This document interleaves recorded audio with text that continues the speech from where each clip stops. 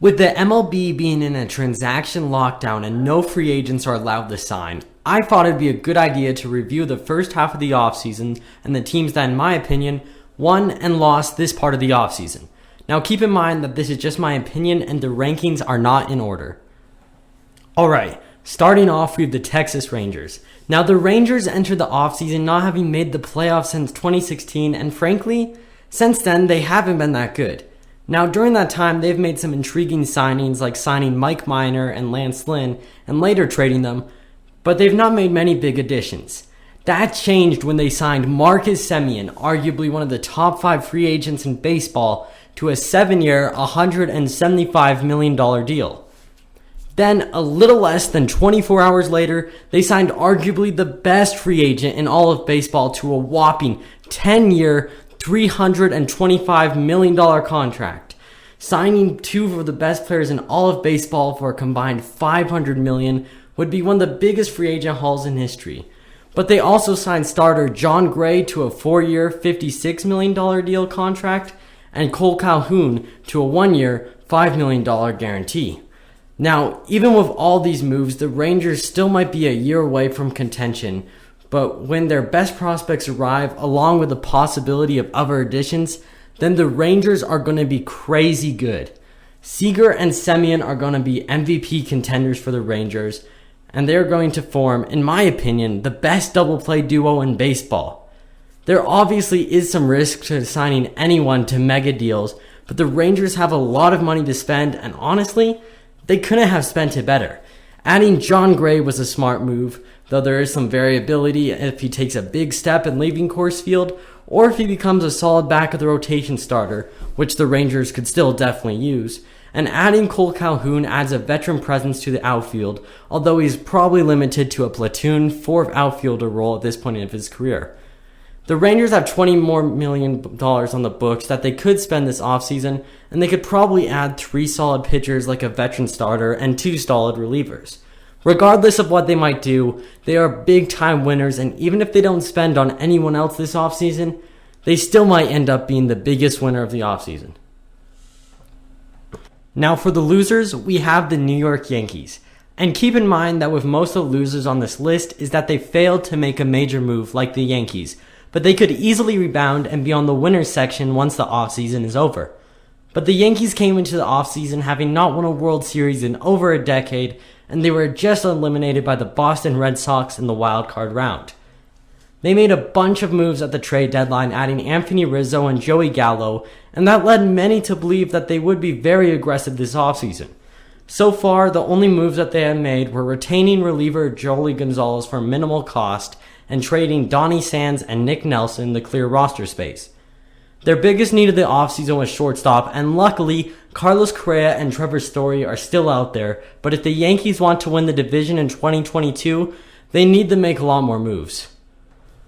A trait that you're going to find with a lot of winners in this video is that they didn't make the postseason this past season, and most haven't for a while now.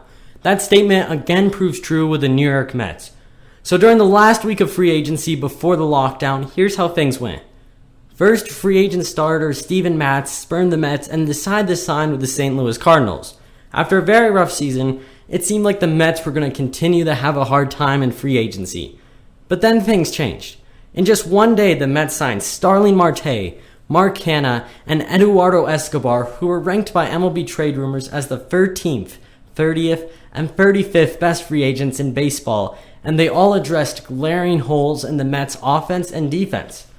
But then they signed Max Scherzer to the largest ever average annual value contract in baseball history, worth $43 million a year for 3 years, which is a grand total of $130 million. Adding Scherzer with DeGrom makes one of, if not the best 1-2 punch in rotation in baseball. Now, Marte is immediately going to be a stud, while Escobar and Canha can be very solid role players in the offense. Both, in my opinion, were undervalued, and combined, they were worth 5 wins above replacement last season, which is very solid. My only complaint about the Scherzer deal is that they're paying him to be the best pitcher in baseball, and if he is not that, then the deal can be considered a failure. The only other potential issue is that Scherzer will be 37, 38, and 39 the next 3 years of the deal, which definitely adds some risk, but Max is one of the best starters in baseball for a reason. With the rest of the division not doing much, the Mets added players who combined to be worth 10 wins above replacement last season, and they closed the gap between themselves and the Atlanta Braves for the division title. Another loser on this list is the Los Angeles Dodgers. To point out the obvious, they lost Max Scherzer and Corey Seager, but losing both of these guys was justifiable as the Dodgers have in-house options as they can slide Trey Turner to shortstop and have Gavin Lux and or Chris Taylor play second. But losing Seager is still a tough pill to swallow. And with Scherzer, even though he is still a stud, he's entering his age 37th season, and paying him $45 million a year is definitely risky to say the least. But now they have a gaping hole in their rotation, and the Dodgers could use the add a stud first baseman. Bringing back Chris Taylor is a huge positive, but Clayton Kershaw and Kenley Jansen are still in the market. They also added reliever Daniel Hudson, which is a very solid move. Them being on the losers list has less to do with the front office making a mistake, and more that it hurts to lose two studs like Seager and Scherzer. The Mariners missed the playoffs by just one game last season, almost stopping the longest postseason drought in current baseball. They now seem definitely adamant on snapping the streak next season.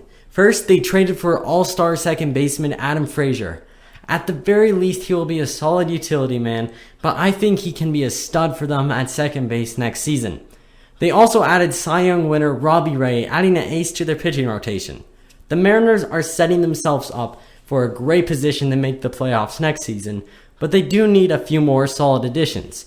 But overall, Jerry Dipoto made two great moves and added two players who combined for 10 wins above replacement last season. Another loser on this list is the Cincinnati Reds. To be frank, the main reason that they are on this list is because they can't afford their best players, and the ones that they have left, the Reds barely have got a return on. First, they traded Gold Glove catcher Tucker Barnhart in exchange for a minor prospect. Then they put Wade Miley on waivers and the Cubs claimed him, and the Reds got nothing for him. Also, their best hitter last season, Nick Castellanos, is unlikely to return. They are also rumored to be entertaining trade talks for starters Sonny Gray and Luis Castillo.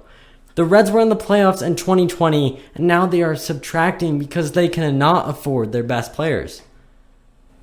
If you guys have enjoyed this video, then please like and subscribe and tell me what you think of this offseason in the comments section below. Thanks for watching.